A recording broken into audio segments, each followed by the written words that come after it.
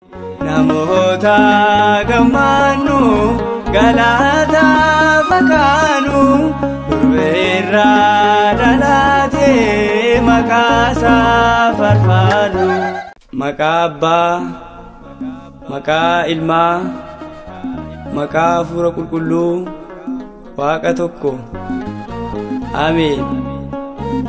Har'a magaalaa Daawititti fayyisaan dhalateera. Innis Kiristoos mootii hundumaati. Wangeela Luqaas boqonnaa 1 lakkoofsa 11.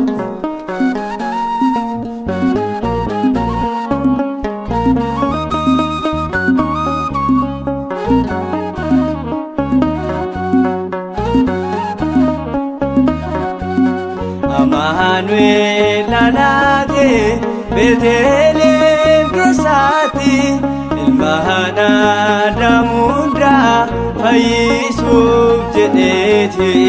Namoota gammaannu galata fakkaannu durbeerraa dhalaatee maqaasaa faarfannu.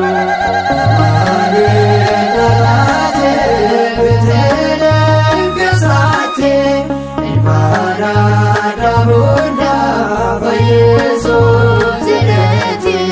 Namoota gammaannu galata fakkaannu durbeerraa dhalaatee maqaasaa faarfannu.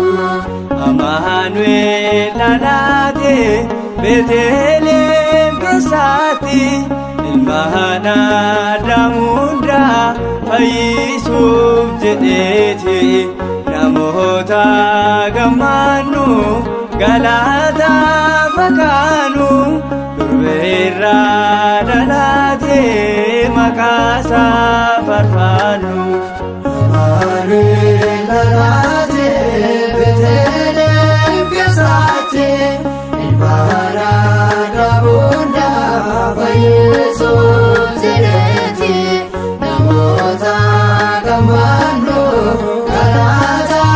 fakkaannu durbeerraa dhalaatee maqaasaa faarfannu. Amaanu'eel dhalaate biyya raajotaatti. Amaanu'eel dhalaate dukkaana ifaatti. Amaanu'eel dhalaate fayyisaan dhalatee. Amaanu'eel dhalaate gammachuu nuuf laate.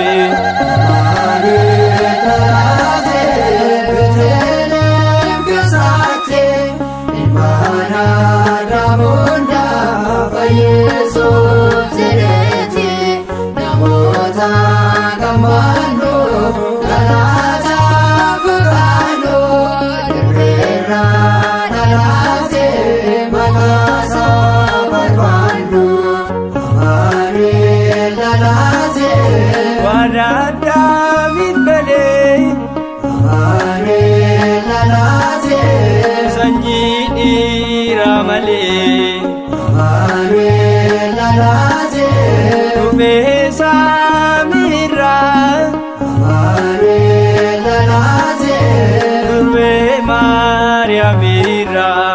Amaanu'eel dhalaate Beetlehem keessatti ilma Aadaam hundaa fayyisuuf jedheeti.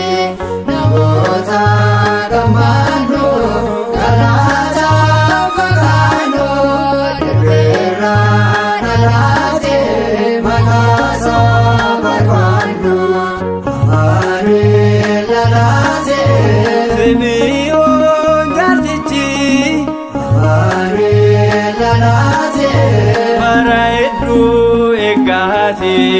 Amaanu'eel dhalaate Fayyisaa daati Amaanu'eel dhalaate jechuudhaan dubbaate.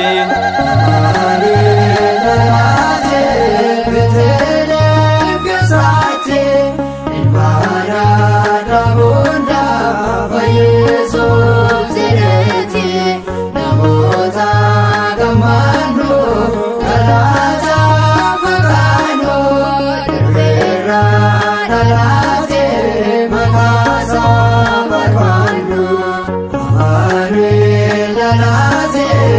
warisa basegen Amare lalate urji lalani Amare lalate wargeta nafgarbe Amare lalate arsa safidadi Amare lalate Betelem kesate Ilmara damunda Yesus jereti namota gamano galata fukano vera dalate manasa bavando ale dalate betele gesate ilmara damunda Yesus jereti namota gamano galata